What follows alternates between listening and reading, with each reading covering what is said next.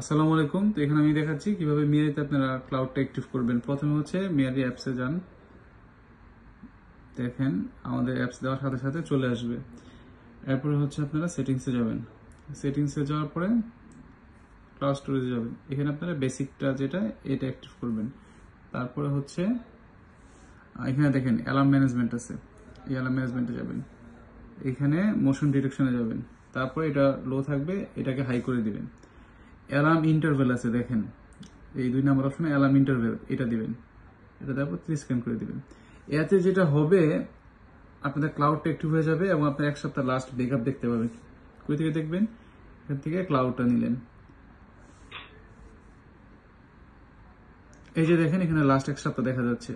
এখন আমি দেখাচ্ছি কিভাবে এটা আপনার সব নোটিফিকেশন পাবে। যেমন দেখেন 8টা 35 মিনিট 50 সেকেন্ড, আবার 8টা 35 মিনিট 17 সেকেন্ড, আবার দেখেন 8টা 34 মিনিট 46 সেকেন্ড, আবার 8টা 34 মিনিট 15 সেকেন্ড। মানে প্রতি 30 সেকেন্ড অন্তর অন্তর সে আপনাকে কিন্তু ভিডিও দিচ্ছে। ঠিক আছে? সো এইটাই হচ্ছে যে আপনারা প্রতি 30 সেকেন্ড পর পর আপনাদের গুরুত্বপূর্ণ জিনিস পাবেন। যদি ক্যামেরাটা হারায়ও যায়, চুরিও হয়ে যায়, সেই ক্ষেত্রেও আপনারা দেখা যাচ্ছে যে ভিডিওটা পাবেন। So thank you very much.